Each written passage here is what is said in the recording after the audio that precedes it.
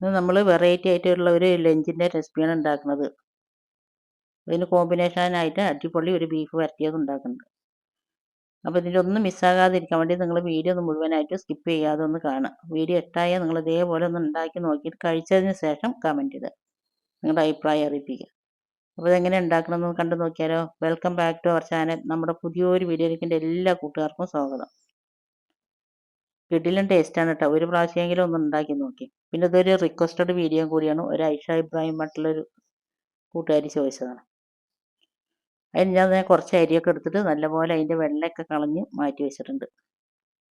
ഇത് റേഷൻ അരിയാണ് കേട്ടോ. അതാണ് അതിലൊരു വെള്ള കളറുള്ളത്. അപ്പോൾ അതൊക്കെ ഞാൻ പെറുക്കി കളഞ്ഞിട്ടുണ്ട്. നിങ്ങൾക്ക് ഇത് ഏത് അരിയും കൊണ്ട് വേണമെങ്കിലും ചെയ്യാം കേട്ടോ. റേഷൻ അരി വേണമെന്നൊന്നുമില്ല. സാധാ അരി, ചോറ് വെക്കുന്ന അരിയും കൊണ്ട് ചെയ്യാം. അപ്പോൾ അതാ ഞാനതിന്ന് അളന്നെടുത്തിട്ടുണ്ട്. ഞാൻ എടുക്കുന്നത് 4 ഗ്ലാസ് അരി എടുക്കുന്നുണ്ട്. ഇത് 250 ml ഗ്ലാസ്സാണ് കേട്ടോ. അപ്പോൾ അതിന് 4 ഗ്ലാസ് ഞാൻ എടുത്തിട്ടുണ്ട്. നിങ്ങൾക്ക് ആവശ്യമുള്ളത് എടുക്കുക. പിന്നെ അതിന് ശേഷം ഞാൻ അതിലേക്ക് കുറച്ച് കല്ലുപ്പിട്ടിട്ടുണ്ട്. ഇതൊരു ടിപ്പാണ്. കല്ലുപ്പിട്ടിട്ട് നമ്മൾ കുറച്ച് നേരിയ ചുടുവെള്ളം കൊണ്ട് നല്ലപോലെ തിരുമ്പി കഴുകിയിട്ടുണ്ട് പറഞ്ഞാൽ ഇതിൽ പെട്ടെന്ന് ഇതിലുള്ള മെഴുക്കും അതിൻ്റെ കളറൊക്കെ ഒന്ന് പോയി കിട്ടും.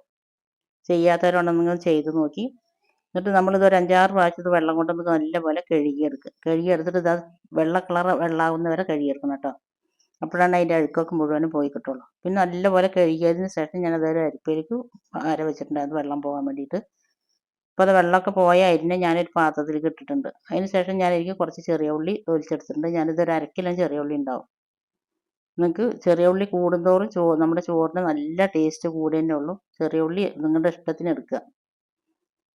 എന്തായാലും കുറവാക്കരുത് കേട്ടോ ചെറിയ ഉള്ളി. പിന്നെ അതിലേക്ക് ഞാൻ 1 കൂട് വെളുത്തുള്ളി ഇട്ടിട്ടുണ്ട്. വലിയൊരു കൂട് വെളുത്തുള്ളിയാണ്. അതിന് ശേഷം ഞാൻ 2 തേങ്ങ ഇതിലേക്ക് ഇട്ടിട്ടുണ്ട്. പൊടിപ്പൊടിയായി ചിരകിയിട്ട് ഇട്ടിരിക്കുന്നത്. പിന്നെ അതിലേക്ക് ഞാൻ ഇടുന്നത് 1 ടേബിൾ സ്പൂണ് ഉലുവയും 1 ടേബിൾ സ്പൂൺ 1/2 ടേബിൾ സ്പൂണ് വലിയ ജീരകം ഇട്ടിരിക്കുന്നത്. ഞാൻ ഉലുവയും വലിയ ജീരകമൊക്കെ കഴുകി ഉണക്കി വെച്ച സാധനമാണ്. അതുകൊണ്ടാണ് ഞാൻ അരി കഴുകുമ്പോൾ ഇടാണ്ടിരുന്നത്. നിങ്ങൾ കഴുകി ഉണക്കാത്തതാണെങ്കിൽ അരി കഴുകുമ്പോൾ ഒപ്പം കൂടെ കഴുകിയാൽ മതി. എന്നിട്ട് നമ്മളിതെല്ലാം പാടെ നല്ലപോലെ കൈകൊണ്ട് മിക്സാക്കി എടുക്കുക. ഇവിടെ കറണ്ട് പോയി കൊണ്ടും വന്നുകൊണ്ടും ഇരിക്കണം കേട്ടോ. അപ്പോൾ ഞാനിപ്പോൾ അത് എമർജൻസി കത്തിച്ച് വെച്ചിട്ടാണ്. അതാണ് ഇങ്ങനത്തെ ഒരു വെളിച്ചം. ഇതിപ്പോൾ ഞാൻ വീഡിയോ എടുക്കാൻ തുടങ്ങുകയും ചെയ്തു. അപ്പോഴാണ് കറണ്ട് പോകലും വരലൊക്കെ. ഇതൊരു റിക്വസ്റ്റഡ് വീഡിയോ ആയതുകൊണ്ട് ഇനി പിന്നെ ഒരു ദിവസം ഉണ്ടാക്കാമെന്ന് പറഞ്ഞിട്ട് വെക്കണ്ട. എന്നിട്ട് കുറേ ആയിക്കണ് ചോദിക്കാൻ തുടങ്ങിയിട്ട്. അപ്പോൾ ഞാൻ തന്നെ ഉണ്ട് വീഡിയോ ഇടാമല്ലോ വിചാരിച്ചതാണ്. നമ്മൾ കൈകൊണ്ട് നല്ലപോലെ മിക്സാക്കി അത് കുഴച്ചെടുക്കണം. കുഴച്ചിട്ട് തേങ്ങേൻ്റെ പാല് പുറത്ത് വരണം. തേങ്ങയും ഉള്ളിയും അരിയും ഒക്കെ പാടെ നല്ലപോലെ യോജിക്കണം. അങ്ങനെ നല്ലപോലെ യോജിച്ചതിന് ശേഷം ഞാനതൊരു നമ്മൾ ചോറ് വെക്കുന്ന ചട്ടിയിലേക്ക് മാറ്റിയിട്ടുണ്ട്. പിന്നെ അതിന് ശേഷം നമ്മൾ ഇതിലേക്ക് വേണ്ട വെള്ളം എടുക്കുക. ഞാൻ 4 കപ്പ് അരി എടുത്തിരിക്കുന്നത്. അതിന് 12 കപ്പ് വെള്ളം ഒഴിച്ചിട്ടുണ്ട്. 1 ഗ്ലാസ് അരിക്ക് 3 ഗ്ലാസ് വെള്ളം. ആ കണക്കിന് 4 ഗ്ലാസ് അരിക്ക് 12 ഗ്ലാസ് വെള്ളം ഞാൻ ഒഴിച്ചിട്ടുണ്ട്. ഈ സ്ഥാനത്ത് നിങ്ങൾക്ക് ഞാൻ 2 തേങ്ങ എടുത്തത് 1 തേങ്ങ പാലെടുക്കാമല്ലോ വിചാരിച്ചിട്ടാണ്. തേങ്ങ പാലും കൊണ്ട് 12 ഗ്ലാസ് വെള്ളം ഉണ്ടാക്കിയാലും മതി കേട്ടോ. വലിയ തേങ്ങയാണ്. പിന്നെ അതിന് ശേഷം ഞാൻ അതിലേക്ക് കുറച്ച് കറിവേപ്പില ഇട്ടിട്ടുണ്ട്. ഇപ്പം ഞാനിതിൽ ഉപ്പിടുന്നില്ല. ഒന്ന് തിളച്ചതിന് ശേഷമാണ് ഞാൻ ഉപ്പിടുന്നത്. തേങ്ങാപ്പാലും കൊണ്ട് വെക്കുമ്പോൾ നല്ല ടേസ്റ്റ് ഉണ്ടാവും. ഞാൻ 1 തേങ്ങേൻ്റെ പാലെടുക്കാമെന്ന് വിചാരിച്ചപ്പോഴാണ് കറണ്ട് പോകലും വരലും ഒക്കെ ഇങ്ങനെ ഉണ്ടായത്. അപ്പോൾ പിന്നെ 2 തേങ്ങ അങ്ങനെ ഇട്ടിട്ടാണ് ഞാൻ ചോറ് വെക്കുന്നത്. അപ്പോൾ അത് അവിടെ നിന്ന് കടന്ന് തിളക്കട്ടെ. ആ സമയം കൊണ്ട് നമുക്ക് ബീഫ് ഉണ്ടാക്കാം. അതിന് ഞാൻ കുക്കറിലാണ് ഉണ്ടാക്കുന്നത്. കുക്കർ വെച്ച് പിന്നെ അതിലേക്ക് ഞാൻ വലിയ ഉള്ളി ഇട്ടിട്ടുണ്ട്. 2 വലിയ ഉള്ളി ഇട്ടിട്ടുണ്ട്. 2 മീഡിയം സൈസ് തക്കാളി ഇട്ടിട്ടുണ്ട്. 1 തുണ്ട് ഇഞ്ചിയും 2 കൂട് വെളുത്തുള്ളി ഇട്ടിട്ടുണ്ട്. ചതച്ചതാണ് ഇഞ്ചിയും വെളുത്തുള്ളി ഇട്ടിരിക്കുന്നത്. പിന്നെ അതിലേക്ക് ഞാൻ 2 ടേബിൾ സ്പൂൺ മല്ലിപ്പൊടി, 1 ടീസ്പൂൺ മഞ്ഞൾപ്പൊടി, 2 ടേബിൾ സ്പൂൺ മുളക് പൊടി. മുളക് പൊടിയൊക്കെ നിങ്ങളുടെ എരിവിനനുസരിച്ചിട്ട് എടുക്കുക. ഞാനത് 1.5 കിലോ ബീഫാണ് കൂട്ടാൻ വെക്കുന്നത്. പിന്നെ ഞാൻ 1.5 ടീസ്പൂണ് ഗരം മസാല എടുക്കുന്നുണ്ട്. 1 ടീസ്പൂൺ വലിയ ജീരകത്തിൻ്റെ പൊടി എടുക്കുന്നുണ്ട്. ഇത് ചെറിയ സ്പൂൺ ആയതുകൊണ്ടാണ് 2-3 പ്രാവശ്യമൊക്കെ എടുക്കുന്നത്. 1/2 ടീസ്പൂണാണിത്. അതുകൊണ്ടാണ് ഞാൻ 2-3 പ്രാവശ്യം എടുത്തിരിക്കുന്നത്. ഇനി നമ്മൾ എടുത്ത മസാലയും അതിൽ ആവശ്യത്തിനുള്ള ഉപ്പും ഇട്ടിട്ട് നല്ലപോലെ കൈകൊണ്ട് മിക്സാക്കി എടുക്കണം. മസാല എല്ലാം നല്ലപോലെ കൈകൊണ്ട് മിക്സാക്കി നല്ലപോലെ കുഴച്ചെടുക്കുക.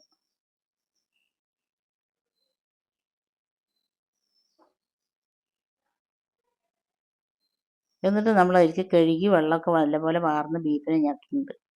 ഇത് ബീഫാണ് കേട്ടോ. പോത്തിറച്ചിയാണ്, മൂരിയിറച്ചിയല്ല. നല്ല ബീഫ് ഇറച്ചിയാണിത്. എന്നിട്ട് ഇറച്ചി ഇട്ടതിന് ശേഷം നല്ലപോലെ തന്നെ കൈ കൊണ്ട് നല്ലപോലെ മിക്സ് ആക്കുക. ഇറച്ചിൻ്റെ എല്ലാ ഭാഗത്തും നമ്മളിട്ട ഉള്ളിയും തക്കാളിയും മസാലയൊക്കെ യോജിച്ച് വരും പോലെ നല്ലപോലെ മിക്സ് ആക്കി എടുക്കുക. അതിന് ശേഷം ഞാൻ അതിലേക്ക് കുറച്ച് വെള്ളം ഒഴിക്കുന്നുണ്ട്, ഒരുപാടൊന്നും ഒഴിക്കണ്ട. ബീഫിൽ തന്നെ വെന്ത് വരുമ്പോൾ നല്ലപോലെ വെള്ളം ഇറങ്ങി വരും. അപ്പോൾ എനിക്ക് ഞാൻ കുറച്ച് വെള്ളം ഒഴിച്ചിട്ട് നല്ലപോലെ ഒന്നും കൂടി മിക്സ് ആക്കിയിട്ടുണ്ട്. അതിന് ശേഷം നമുക്കിത് കുക്കർ അടച്ച് വെച്ചിട്ട് ഇനി അത് വേകാൻ ആവശ്യമായിട്ടുള്ള വിസിലടുപ്പിക്കുക. ഓരോ കുക്കറും വേവ് വ്യത്യാസം ഉണ്ടാവും, അതുപോലെ തന്നെ എടുക്കുന്ന ബീഫിന് വേവ് വ്യത്യാസം ഉണ്ടാവും. അപ്പോൾ അത് നോക്കിയിട്ട് വേവിച്ചെടുക്കുക. ഞാനിപ്പോൾ ഇതൊരു 3/4 വേവാക്കിയിട്ടാണ് വേവിക്കുന്നത്. അപ്പോൾ അത് അവിടെ കിടന്നിട്ട് വിസിൽ വരട്ടെ. ആ സമയം കൊണ്ട് നമുക്ക് അപ്പോഴേക്കും ചോറൊക്കെ എന്തായി എന്നൊന്ന് നോക്കാം.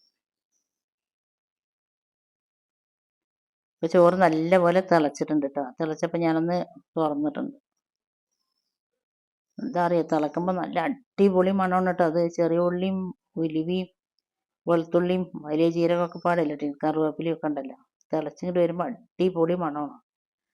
തുറന്നതിന് ശേഷം ഞാൻ നല്ലപോലെ അടി ചേർത്ത് ഇളക്കിയിട്ടുണ്ട്. നമ്മളിതിൽ എണ്ണയും നെയ്യൊന്നും ഒഴിക്കാത്തതാണ്. അപ്പോൾ നല്ലപോലെ അടി ചേർത്ത് ഇളക്കി. ഞാൻ ഈ സമയത്താണ് ചോറിന് ആവശ്യമായിട്ടുള്ള ഉപ്പ് ഇടുന്നത്. ഉപ്പ് ഇട്ടിട്ട് നല്ലപോലെ ഒന്ന് ഇളക്കി കൊടുക്കുക. ഈ സമയം നിങ്ങൾക്ക് എൻ്റെ വീഡിയോ കണ്ടിട്ട് ഇഷ്ടമാണെന്നുണ്ടെങ്കിൽ എല്ലാവരും വീഡിയോക്ക് ഒന്ന് ലൈക്ക് ചെയ്യാനും സബ്സ്ക്രൈബ് ചെയ്യാതെ നമ്മുടെ വീഡിയോ പുതിയ കൂട്ടുകാർ ആരെങ്കിലും കാണുന്നുണ്ടെങ്കിൽ ഒന്ന് സബ്സ്ക്രൈബ് ചെയ്ത് സപ്പോർട്ട് ചെയ്യാനും കൂടി ഒന്നും മറന്നു പോകരുത്.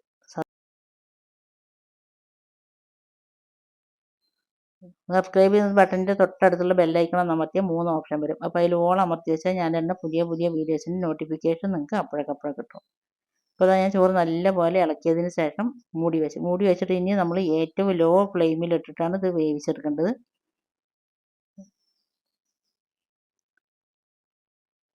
ഞാൻ ഇളക്കിയ 2-3 മിനിറ്റ് കഴിഞ്ഞ് വരുമ്പോൾ ഒന്നും കൂടി തുറന്നിട്ട് ഒന്നും കൂടി ഇളക്കുന്നുണ്ട് കേട്ടോ. ഇതിൽ ഇളക്കി കൊടുക്കണം. ഇളക്കി കൊടുക്കാണ്ടിരുന്നത് അത് അടിയിൽ പിടിക്കും. അപ്പോൾ അതുകൊണ്ട് ഇതാ ചോറും അരിയും വെള്ളവും പാടെ ഒപ്പായിട്ടുണ്ട്. ഇനി ഇത് നല്ലപോലെ വെന്തതിന് ശേഷം ഞാൻ കാണിച്ചു തരാം. അതിൻ്റെ ഇടയിൽ തേർത്തിരേന്ന് തുറന്നിട്ട് ഇളക്കി കൊടുക്കണം കേട്ടോ, ഇടയ്ക്കിടയ്ക്ക്. അപ്പോഴേക്കും നമ്മുടെ കുക്കറൊക്കെ നല്ലപോലെ വിസിൽ വന്നിട്ടുണ്ട്. ഞാൻ ഒരു വിസിൽ ഹൈ ഫ്ലെയിമിലും 3 വിസിൽ മീഡിയം ഫ്ലെയിമിലും ഇട്ടിട്ട് 4 വിസിൽ അടുപ്പിച്ചിട്ടാണ് ഞാൻ ബീഫ് വേവിച്ചെടുത്തിരിക്കുന്നത്.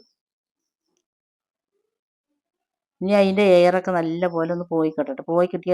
എയർ നല്ലപോലെ പോയതിന് ശേഷം മാത്രം കുക്കർ തുറക്കുക. അപ്പോഴേക്കും നമ്മുടെ ചോറൊക്കെ നല്ലപോലെ വെന്തപ്പം എൻ്റെ പൊന്നു എന്തോരം മണമെന്നറിയോ. ഇത് പണ്ടൊക്കെ എല്ലാ വീട്ടിലും ബിരിയാണി നെയ്ച്ചോറൊക്കെ വരുന്നതിൻ്റെ മുമ്പുള്ള എന്തൊരു വിശേഷം ഉണ്ടെങ്കിലും ഉണ്ടാക്കുന്നതാണ് തേങ്ങാച്ചോറും ബീഫ് വരട്ടിയതും.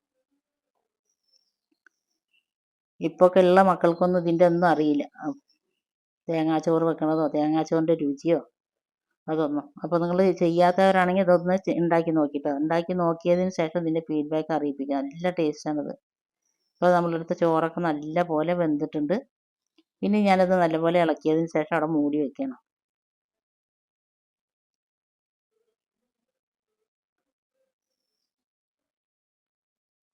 ഇപ്പോൾ ഒരു സ്റ്റിക്കി പോലെ ഉണ്ടാകും. കുറച്ച് നേരം കൂടി കഴിഞ്ഞാൽ നന്നായിട്ടുണ്ടാവും കേട്ടോ. ഇതല്ലെങ്കിൽ ഒരു കട്ട പോലെ തന്നെ ഉണ്ടാകുക തേങ്ങാച്ചോറ് മെയിനായിട്ട്. നമ്മുടെ കുക്കറിൻ്റെ വിസിലൊക്കെ പോണ സമയം കൊണ്ട് നമുക്ക് ബീഫിലേക്കുള്ള കുറച്ച് മസാല ഉണ്ടാക്കാം.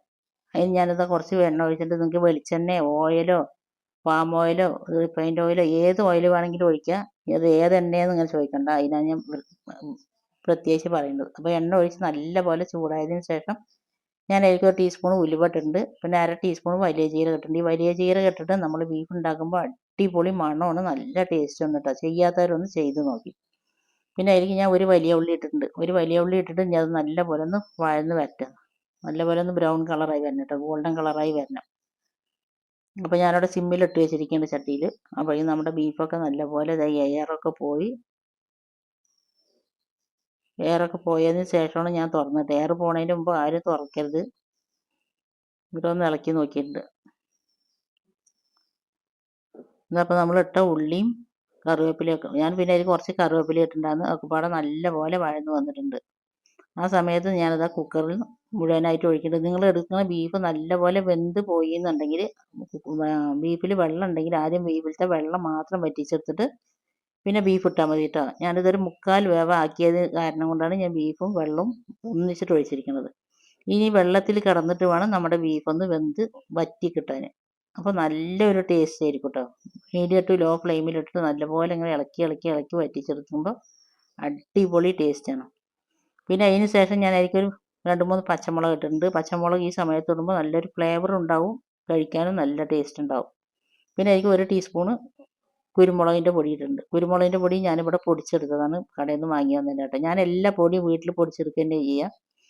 അധികം ഞാൻ കടയിൽ നിന്ന് അങ്ങനെയൊന്നും വാങ്ങലില്ല. പിന്നെ അതാ ഞാൻ ബീഫ് ഇട്ടിട്ട് കുറച്ച് നേരമൊക്കെ ഇങ്ങനെ ഇളക്കിയതിന് ശേഷം നല്ലപോലെ പകുതി മുക്കാലും വെള്ളം വറ്റിയിട്ടുണ്ട്. പിന്നെ ഇതിലേക്ക് ചോറിലേക്ക് ഒഴിച്ച് തിന്നാൻ കുറച്ച് മസാല വേണം. അതുകൊണ്ട് ഞാനിത് അതേപോലെ പരുവത്തിൽ തന്നെ ഓഫാക്കണം കേട്ടോ. ലാസ്റ്റ് ഞാൻ അതിലേക്ക് കുറച്ച് മല്ലിയിലയും പുതിനയിലയും ഇടുന്നുണ്ട്.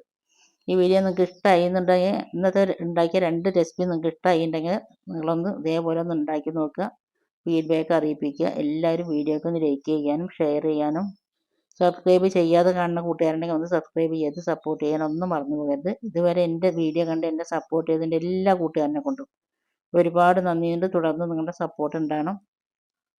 നിങ്ങളുടെ സപ്പോർട്ട് ഉണ്ടെങ്കിലാണ് നമുക്ക് വീഡിയോ ഒക്കെ ഇട്ടിട്ട് മുന്നോട്ട് പോകാൻ പറ്റുള്ളൂ. കിടിലൻ ബീഫാണ് കേട്ടോ, അടിപൊളി ബീഫ്. നിങ്ങൾക്കിത് വറ്റിച്ചെടുക്കുന്നുണ്ടെങ്കിൽ ഏറ്റവും ലോ ഫ്ലെയിമിലിട്ടിട്ട് ഇങ്ങനെ ഇളക്കിയിട്ട് തുറന്ന് വെച്ചിട്ട് തന്നെ എടുത്താൽ മതി.